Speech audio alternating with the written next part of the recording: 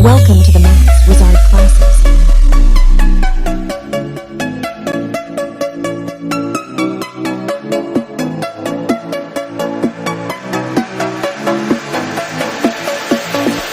Top 10 question series के day 6 में हमारे पास फर्स्ट क्वेश्चन है कि क्वाड्रेटिक पॉलिनोमियल फाइंड करना है जिसके जीरोस गिवन है। तो आपको नॉर्मल सा पता है, जब जीरोस गिवन होते हैं तो क्वाड्रेटिक पॉलिनोमियल निकालने के लिए हम एक फॉर्मूला अप्लाई करते हैं।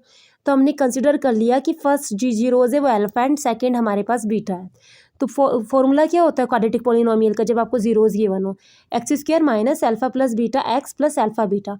तो अल्फा की जगह पे वैल्यू पुट कर दी एंड बीटा की जगह पे पुट कर दी और यहाँ पे अल्फा इंटू बीटा का मल्टीप्लिकेशन कर दिया। तो एक्स स्क्वायर जब हम इस -7 जब इसको खोलेंगे अंदर तो हमारा √5 माइनस से √5 प्लस कैंसिल हो जाएगा, 7 + 7 14 बचेगा। और यहाँ पे जब a - b a + b apply करेंगे तो क्या होता है a² - b², इसको सिंप्लीफाई करने पे मिलेगा 44। यानी क्वाड्रेटिक इक्वेशन जो मिली है वो है x² - 14x + 44।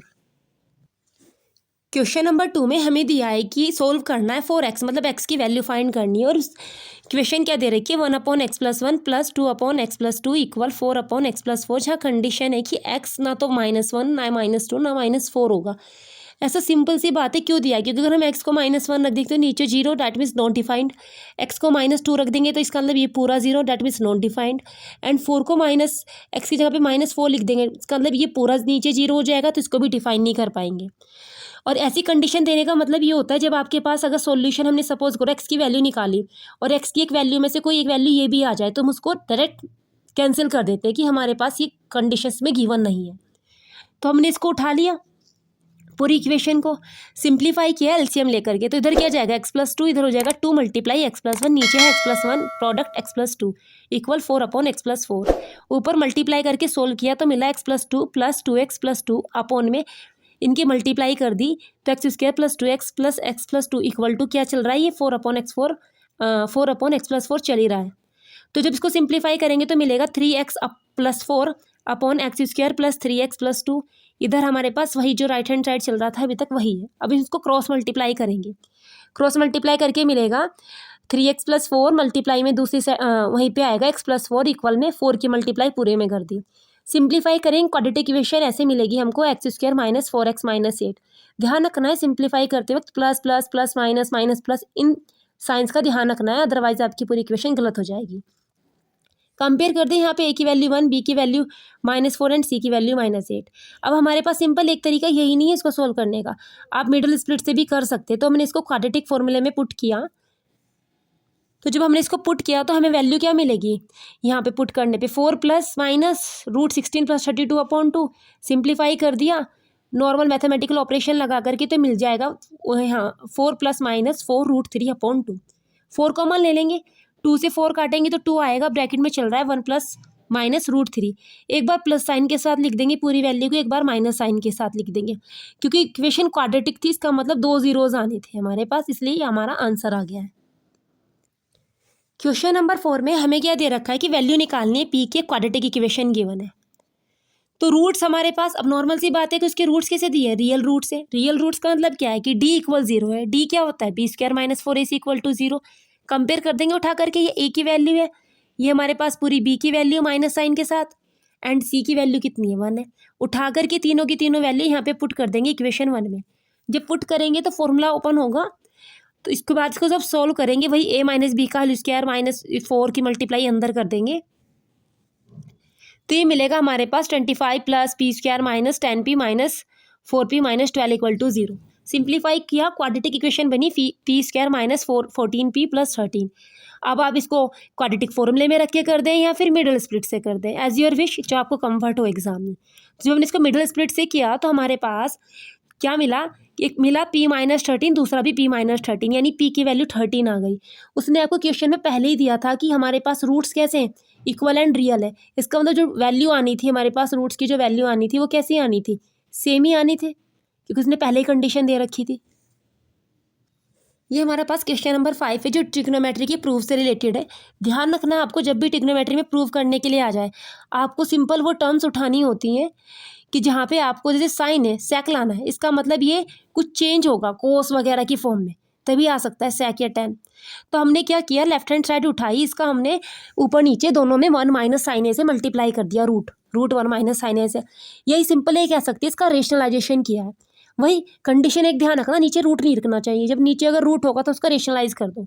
हमने जब किया ऊपर बना √1 प्लस साइन ए अपॉन 1 माइनस साइन ए इक्वल मल्टीप्लाई √1 प्लस साइन ए अपॉन 1 प्लस साइन ए। ऊपर की मल्टीप्लाई ऊपर हो जाएगी तो क्या बनेगा, 1 प्लस साइन ए का होल स्क्वायर, रूट चल ही रहा है ऊपर, यहाँ आ जाएगा 1 minus sine A and 1 plus sine A in root. यहाँ रूट से 2 कैंसिल तो बनेगा 1 प्लस साइन ए, नीचे हो जाएगा √1 माइनस साइन स्क्वायर है। ए माइनस बी, ए प्लस बी इक्वल होता है स्क्वायर माइनस बी स्क्वायर के। अब हम इसको क्या लिख सकते हैं, हमें पता है sine square A plus cos square equal to 1 होता है, तो 1 माइनस साइन स्क्वायर किसके इक्वल हो जाएगा, कोस स्क्वायर ए के। रूट में 2 से रूट हटेगा तो कितना आएगा, कोस ए ऊपर है 1 प्लस साइन ए। एक बार कोस ए को 1 के नीचे लेके चलेंगे, एक बार कोस ए को साइन के नीचे लेके चलेंगे, तो 1 अपॉन कोस ए होता है सेक के इक्वल, साइन अपॉन कोस होता है टेन के equal. Right hand side prove होके आ चुकी है हमारे पास। क्वेश्चन नंबर 6 में हमें बोला है कि एक अम्ब्रेला है जिसमें 8 रिब्स बनी हुई है जो कि इक्वली स्पेस पे है। अज्यूम करना है कि जो अम्ब्रेला है हमारा टू बी फ्लैट सर्कल की शेप में, जैसे यहाँ बना रखा है, जिसकी रेडियस 45 सेंटीमीटर है, यानी ये रेडियस 45 है यहाँ से यहाँ, ये वाली कंडीशन जो दे रखी है। एरिया निकालना है दो कॉन्जिक्यूटिव रिब्स के बीच में। हमें पता है टोटल रिब्स कितनी है, 8 है, और पूरी जब सर्कल की फॉर्म में तो पूरा 8 रिब्स को बोल सकते हैं 360 डिग्री का एंगल बनाएगी। तो 1 रिब कितने का बनाएगी, 36/8 यानी 45 डिग्री का एंगल बना के जाएगी। दूसरा क्या बोला है उसने हमारे पास यहाँ पे, एरिया निकालना है। अब एरिया ऑफ 1 रिब क्या हो जाएगा, पाई आर स्क्वायर थीटा अपॉन 360, पाई की वैल्यू 22/7, आर 45 × 45 हो जाएगा, और थीटा कितना है 45 डिग्री, नीचे 360 चल रहा है। 45 से इसको कैंसिल करेंगे हम 360 को, ये चलेगा हमारे पास 9 5 = 45, 9 4 = 36, नीचे आ गया 40। क्या बनेगा 22/7, 45 मल्टीप्लाई 45 मल्टीप्लाई 5/40। 5 से इसको कैंसिल करेंगे 8 आएगा, और ऊपर 45 × 45 है ही। 2 से इसको कैंसिल करेंगे 4 आएगा, इसको कैंसिल करेंगे 11 आएगा, यानी 11/7, नीचे है 4, और 45 की मल्टीप्लाई 45 में की तो 2025 मिल गया। यानी हमारे पास इसका जो एरिया आ जाएगा वो कितना आएगा, 2 इसके ऊपर मल्टीप्लाई कर देंगे एंड ये आ जाएगा हमारे पास 2275/28 सेंटीमीटर स्क्वायर। कॉन्जिक्यूटिव रिब्स का 2 कॉन्जिक्यूटिव रिब्स का सरफेस एरिया जो निकालने के लिए बोला था। यहाँ पे हमें बोला है कि एक टॉ है इन फॉर्म ऑफ कॉन की फॉर्म में है, इसको माउंट किया गया है एक हेमिस्फीयर के ऊपर। हमें टोटल हाइट दे रखी है टॉय की एंड टोटल सरफेस एरिया निकालना है। टोटल सरफेस एरिया निकालना है तो जब भी हमारे पास कोई फिगर ऐसी हो, टोटल सरफेस एरिया निकालना हो कि एक दूसरे के ऊपर रखी हो, तो उन दोनों की सरफेस एरिया को निकाल करके कर्व सरफेस एरिया को निकाल के उनका क्या कर देते हैं, ऐड कर देते हैं। तो रेडियस जो कॉन की है वही हेमिस्फीयर की होगी, क्योंकि दोनों एक दूसरे के ऊपर रखे, तो 3.5 सेंटीमीटर। टोटल हाइट कितनी है इसकी टॉय की, 15.5। अगर मैं इस पूरे में से इसकी रेडियस को हटा दूँ हेमिस्फीयर की, तो कॉन की हाइट आ जाएगी निकल के। तो हमने वही किया हाइट की कॉन निकालने के लिए, जो 12 सेंटीमीटर आ गई है। अब क्या करना है, TSA निकालना है। तो इसका मतलब क्या करेंगे, CSA लेंगे कॉन का एंड CSA लेंगे हेमिस्फीयर का। तो हमने यहाँ पे क्या किया, अब सबसे पहले हमें फॉर्मूला क्या होता है CSA of cone, πRL, L निकालनी है, R पता था, H पता था, फॉर्मूले में पुट किया तो L² आया 146.25। इसके डेसिमल को रिमूव किया, नीचे 100 आ गया। जब इसको हमने 25 से कैंसिल किया, 25 4 होता है 100 एंड 25 से कैंसिल किया 14625 को, तो 625 मिल गया। यानी L² की जो वैल्यू मिली है वो मिली है 625/4। जब इसका रूट करेंगे बहुत सारे तो L की वैल्यू आ जाएगी 25/2 सेंटीमीटर। अब TSA निकालने के लिए सिंपल CSA ऑफ कॉन लगाएंगे, CSA ऑफ हेमिस्फीयर लगाएंगे। CSA ऑफ कॉन क्या होता है, πRL, इसका होता है 2πr²। दोनों में पाई और आर दोनों सेम है, पाई आर को कॉमन लिया ताकि कैलकुलेशन ईजी हो जाए। ये आपके ऊपर पूरा डिपेंड करता है कि आप सोल्व डायरेक्ट करना चाहते हैं या कॉमन लेके कर ले। कॉमन लेके करेंगे तो बेनिफिट ये होगा एग्जाम में, कैलकुलेशन ईजी हो जाएगी। तो पाई बाहर रखा 22/7, आर कितना है 3.5, एल कितना है 25/2 एंड 2 आर कितना था 3.5, मल्टीप्लाई कर दी। तो 7 से इसको कैंसिल करेंगे 0.5 आएगा, 22 मल्टीप्लाई 0.5 मल्टीप्लाई 2 से इसको कैंसिल किया 12.5 एंड दोनों की मल्टीप्लाई की तो 7 आ गया। 12.5 + 7 होता है 19.5। डेसिमल हटा के नीचे 10 आ जाएगा। इससे फ़ायदा ये होगा 5 2 = 10, नीचे 2 इसको कैंसिल करेगा 11 की मल्टीप्लाई 19.5 में करेंगे तो आंसर मिलेगा 214.5 सेंटीमीटर स्क्वायर, यानी total surface area of cone निकल के आ गया।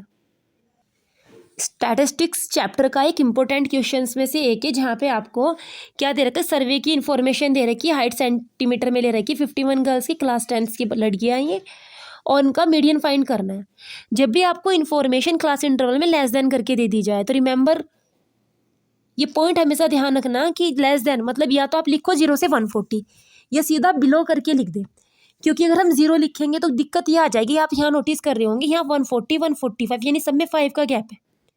0 लिख देंगे तो यहाँ शुरू में ही गैप बड़ा हो जाएगा, तो सबसे सिंपल है हम बिलो लिख देते कि 140 से नीचे का डाटा उठाया है। बाकी क्या चलेगा, 140 से 145, 145 से 50, 150 से 155, 155 से 160 एंड 160 से 165। नंबर ऑफ गर्ल्स की इन्फॉर्मेशन एज इट इज लिख दी। मीडियन निकालने के लिए फॉर्मूला होता है L+N/2 minus CF upon F into H, यानी कम्युलेटिव फ्रीक्वेंसी निकालनी पड़ेगी। उसको निकालने का तरीका क्या होता है, पहला डाटा सेम फ्रीक्वेंसी का, 7 + 4 करेंगे 11 आया, 18 + 11 करेंगे 29, 29 + 11 करेंगे 40, 6 + 40 करेंगे 46, 5 + 46 करेंगे 51। 51 गर्ल्स उसने यहाँ दी थी, 51 ही हमारे पास यहाँ निकल के आ गया। डेट मीन्स ये हमने जो CF निकाला है सही निकाला है। अब CF निकालने का तरीका क्या है, फ्रीक्वेंसी में सबसे बड़ा नंबर 18 है, ये जो 18 सबसे बड़ाई हो जाएगी F की वैल्यू इसी के जस्ट ऊपर CF वाली लाइन में, वो हमारे पास CF आ जाता है 11, और फ्रीक्वेंसी जो निकल के आती है उसी के सामने हमारे पास क्या होता है, ये लोअर लिमिट निकल के आ जाती है। तो N 51 है, L 145 है, F 18 है एंड CF 11 आया। हाइट कैसे निकालते हैं, इन दो का डिफरेंस ले लेंगे, हाइट आ गई 5। अब मीडियन के फॉर्मूले में सबको पुट करना है। जब पुट किया और हमने मैथमेटिकल ऑपरेशन अप्लाई किए तो सॉल्व करके आंसर आ गया 149.02, ये इसका मीडियन है। ध्यान रखना जब भी आप कैलकुलेटिव वाले क्वेश्चंस करें, प्लस माइनस या मल्टीप्लाई, तो एक बोर्ड मार्क्स का रूल होता है जो आपने छोटी क्लास में पढ़ा होगा, उसको अच्छे से अप्लाई करना है। ऐसा नहीं कि आपने पहले सपोज देखो अब यहाँ पे जैसे 18 इसी के अपॉन में उठा के आप इसको ऐसे कुछ काटने लग जाए, कुछ कट रहा है तो, या फिर इससे से कुछ कैंसिल हो जाए, ऐसे बिल्कुल नहीं करना है एग्जाम में, जो सबसे ज़्यादा कॉमन मिस्टेक होती है एग्जाम के अंदर बच्चों से। क्वेश्चन नंबर 9 काफ़ी ईजी क्वेश्चन है, लेकिन ऐसे क्वेश्चन भी एग्जाम में पूछ लिए जाते हैं। यहाँ एक बोला है कि हमारे पास टोटल 52 कार्ड से कैलकुलेशन करनी है प्रोबेबिलिटी की जो कार्ड निकाला गया वो एस हो या नॉट बी एन एस। अगर टोटल कार्ड कितने होते हैं 52 एंड एस के कार्ड कितने होते हैं 4, तो प्रोबेबिलिटी ऑफ एस कार्ड कितने हो जाएंगे, 4 ऊपर 52 नीचे, कैंसिल किया तो 1/13। अब नॉट एन एस के लिए क्या करेंगे, हम 1 में से माइनस कर देंगे इवेंट होने की प्रोबेबिलिटी को। जब भी पेपर में क्वेश्चन आए तो रूल याद रखना, probability of any event will be happen plus probability of not happen, उसी इवेंट की, जिस इवेंट की होने की प्रोबेबिलिटी होती है ना, उसी इवेंट के ना होने की प्रोबेबिलिटी, इन दोनों का सम हमेशा 1 आता है। क्योंकि यहाँ पे हमारे पास जो दे रखी थी होने की प्रोबेबिलिटी दे रखी थी, ना होने की निकालनी, डेट मीन्स ये निकालना है, उठा के क्या कर देंगे, सिंपल माइनस कर देंगे। थोड़ा सा अगर कैलकुलेशन करना चाहे, सॉरी करेक्शन करना चाहे, तो आप यहाँ पे लिख सकते हैं कि हम A माइनस कर रहे हैं, क्योंकि हमने यहाँ A से डिनोट किया था। तो जब माइनस किया 1 में से इसको, तो हमारा सिंपल आंसर निकल के आ गया ये 12/13। 10 क्वेश्चन में हमारे पास एक ट्रायंगल टाइप 2 ट्रायंगल ज्वाइन करके बना रखे, जहाँ पे बोला है कि PQ है ये RS के पैरेलल है, ये PQR पैरेलल है RS के, दोनों ट्रायंगल्स को, इस वाले को और इस वाले को सिमिलर प्रूव करना है। गिवन लिख देंगे, टू प्रूव लिख देंगे, जो प्रूव करके लाना होता है उन्हीं 2 ट्रायंगल को उठा लेते हैं। आप यहाँ पे पॉइंट नोट कर सकते हैं कि हम किस में चल रहे हैं, in triangle POQ and triangle SOR में चल रहे हैं। क्या करेंगे इनके लिए, हम सबसे पहले आप ये देख, 2 एंगल मिल जाए 3 मिल जाए, दोनों से हो जाएगा। एक तो वर्टिकल अपोजिट मिल रहे हैं क्योंकि दोनों लाइन पैरेलल है, दूसरा अल्टरनेट इंटीरियर उठा देंगे क्योंकि पैरेलल लाइन्स थी, तो यही अल्टरनेट इंटीरियर से उठाए, दोनों ही वर्टिकल अपोजिट से उठाए। 3 एंगल मिल गए, तो 3 एंगल मिले तो क्या बोल देंगे, दोनों ट्रायंगल सिमिलर हो जाएंगे बाय एंगल क्राइटेरिया से। क्वेश्चन नंबर 11 जो हमारी सीरीज़ का लास्ट क्वेश्चन है।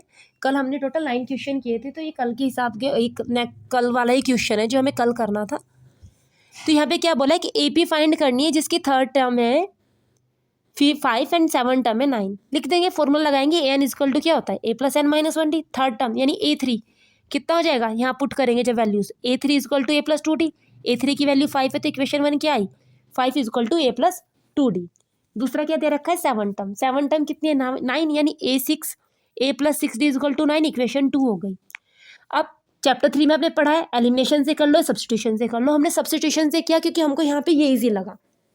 क्या किया, इक्वेशन 1 से A की वैल्यू निकाल दी जो आई 5 - 2D, इसको इक्वेशन 3 कंसिडर कर दिया क्योंकि हम इसको आगे यूज़ करेंगे। इस A की वैल्यू को हमने पुट कर दी इक्वेशन 2 में, जब पुट की तो 9 is equal to 5 minus 2d plus 6d, यानी 9 5 इधर ही आएगा 9 के पास, तो 9 माइनस 5 और इधर आ जाएगा 6d माइनस 2d यानी 4d, यानी 4 इक्वल टू 4d, यानी d की वैल्यू आ गई 1। इस d की वैल्यू को उठा करके यहाँ रख देंगे इक्वेशन 3 में। तो जब रखा तो a की वैल्यू कितनी आ गई 3, AP निकालने की फर्स्ट सम 3 है हमारे पास, डिफरेंस कितने का है 1, यानी एक एक बढ़ता चला जाएगा। तो 3 4 5 6 7 8 9 ऐसे हमारी क्या बन जाएगी पूरी की पूरी AP बन जाएगी।